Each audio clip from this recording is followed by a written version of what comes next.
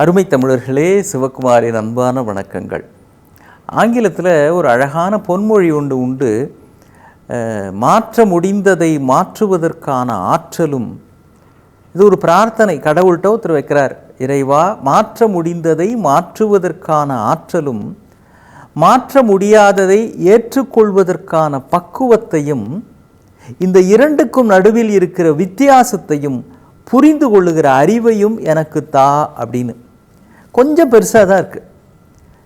நம்ம எல்லாத்தையும் மாற்றிட முடியாது, சிலதெல்லாம் மாற்ற முடியாது அப்படின்றத புரிஞ்சுக்கணும். அது கொஞ்சம் பக்குவம் தேவைப்படும் இல்லையா? அதே மாதிரி சில விஷயத்தை மாற்றலாம், நம்ம அப்படியே இதை மாற்ற முடியாது அப்படின்னு விட்டுருவோம். அதுக்கு கொஞ்சம் மெனக்கட்டு முயற்சி பண்ணால் அது சேஞ்ச் பண்ணலாம். இந்த ரெண்டுக்கும் நடுவில் எதை மாற்றலாம் எதை மாற்ற முடியாதுன்னு தெரிஞ்சுக்கணும். இப்போ பாருங்களேன், ஒருத்தர் இருக்கிறாரு, அவருக்கு என்னவோ பிறக்கிற பொழுதே ஏதோ ஒரு சின்ன உடல் ஊனம், அவருக்கு கண் இல்லை அப்படின்னு வச்சுக்கோங்க. ஏன்னா கண் இல்லையேன்னு அவர் வாழ்நாள் முழுக்க கவலைப்பட்டுக்கிட்டே வாழ்ந்துட்டு இருக்க முடியாது. இதுக்கு என்ன முயற்சி எடுத்து வேறு கண் வைப்பது, அல்லது கண்களுக்கு இப்போ முயற்சி எடுத்து ட்ரீட்மெண்ட் எடுப்பது, அப்படிலாம் இன்றைக்கி நிறைய இருக்குது. அது செய்யக்கூடியவர்களை அணுகி கண் பார்வை பெறுவதற்கு முயற்சி எடுக்கணும். அப்படி இல்லை அப்படின்னா கண் இல்லாமல் வாழ்வதற்கான வழிமுறை என்ன அப்படின்னு தெரிஞ்சுக்கணும். அதை விட்டு ஐயோ எனக்கு கண் இல்லையேன்னு கவலைப்பட்டுக்கிட்டே இருக்கிறதுனால என்ன பிரயோஜனம்? இதுதான், மாற்ற முடிந்ததை மாற்றுவதற்கான முயற்சி எடுக்கணும். சிலதெல்லாம் இப்படி தான். என்ன பண்ண முடியும்? ஒரு அலுவலகத்தில் போகிறோம், வேலைக்கு சேர்றோம், ஆனால் நமக்குன்னு ஒரு மேனேஜர் ஒருத்தன் வாங்கிக்கிறான், சரியான விவரம் கெட்டவனாக இருக்கிறான். ஆனால் அவனை ஒன்றும் பண்ண முடியாது. ஏன்? அந்த கம்பெனி முதலாளியோட மாப்பிள்ளையாக இருப்பான் அவன். நீங்கள் என்ன பண்ண முடியும்? ஒன்று அந்த கம்பெனியை மாற்றணும், வேறு ஒரு கம்பெனிக்கு போகணும். இல்லை இவர் இப்படி தான், இவர்கிட்டக்க எப்படி குப்பை கொட்டுறது அப்படின்றதுக்கான திறமைகளை வரவழைச்சிக்கணும். சில சமயம் இந்த கணவன் இருக்கிறானே, அவன் சுத்த விவரம் கட்டவனாக இருப்பான். எவ்வளவோ தாய்மார்கள் அது மாதிரியானவங்கிட்ட தான் குடும்பம் நடத்திட்டு இருக்கிறாங்க. சரி கட்டிக்கிட்டு பரவா, அவர் அப்படிதான்ப்பா, என்ன பண்ணுறது அப்படின்னு அவங்க குடும்பத்தை பெண்கள் நன்றாக நிர்வகித்து கொண்டு செல்வார்கள். அவனுக்கு ஒன்றும் அக்கறை இருக்காது. சில தவறான குடிப்பழக்கம் மாதிரியான பழக்கங்கள் இருக்கும். பொறுப்பாக இருக்க மாட்டான், சம்பாதிக்க மாட்டான், 4 காசு சேர்த்து வைக்கணும்னு தோணாது, ஏதோ வருவான் போவான். அது மாதிரியான ஆண்கள் இருக்கிறார்கள். ஆனால் இதை புரிஞ்சுக்கிட்டு நம்முடைய தாய்மார்கள் கெட்டிக்காரத்தனமாக அவனையும் சரி கட்டிக்கிட்டு பிள்ளைங்களையும் நல்லபடியாக வளர்த்துக்கிட்டு குடும்பத்தை நன்றாக நிர்வகிக்கிற தாய்மார்கள் எவ்வளவோ பேர் இருக்கிறார்கள். இதுக்கு மாறானதும் உண்டு.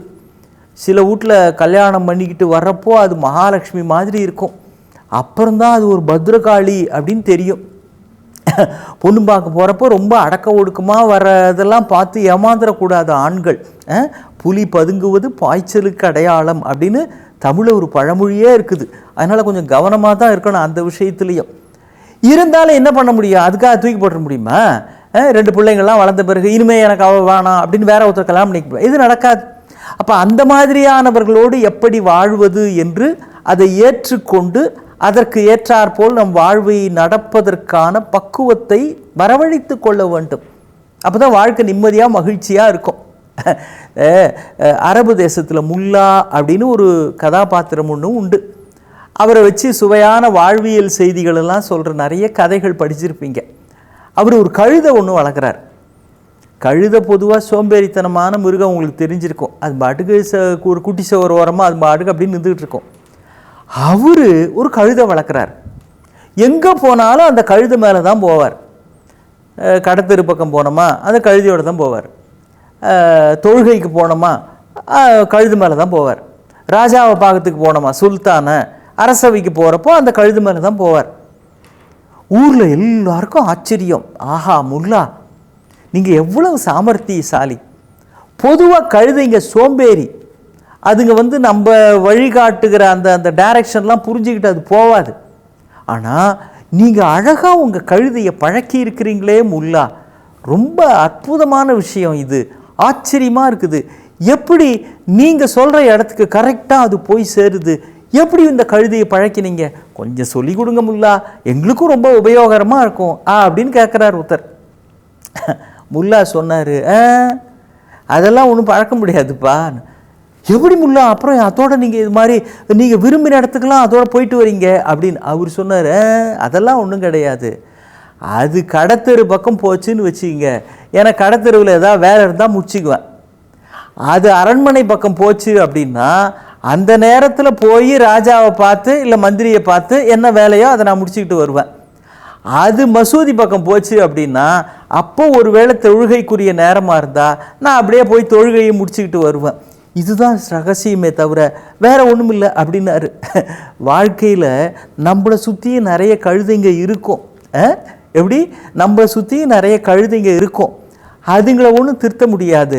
அதுங்க வழியில் போய் அந்த நேரத்தில் எந்த வேலையை முடிச்சுக்கணுமோ அந்த வேலையை நாம் முடித்து கொள்ள வேண்டும். அப்படின்றதுக்கு தான் நம்மளை பழக்கி கொள்ள வேண்டும். என்ன செய்யறது? மாற்ற முடியாத விஷயங்களை மாற்ற முடியாது என்று தெரிந்து கொண்டு விட்டால் வாழ்க்கையில் மாற்ற வேண்டியதை மாற்றுவதற்கு தேவையான ஆற்றல் நமக்குள்ளே இருக்கும். மாற்ற முடியாததை, உங்கள் நேரத்தையும் உங்கள் ஆற்றலையும் மாற்ற வேண்டும் என்று நினைத்து வீணாக்கி கொண்டிருக்காதீர்கள். சிலவற்றை திருத்த முடியும், அதற்கு உங்கள் ஆற்றலை பயன்படுத்துங்கள். சில கழுதைகள் அப்படித்தான். உங்கள் கவனத்தை குதிரைகள் பக்கம் திருப்புங்கள், வெற்றி நடை போடலாம். பின் சந்திப்போம். வணக்கம்.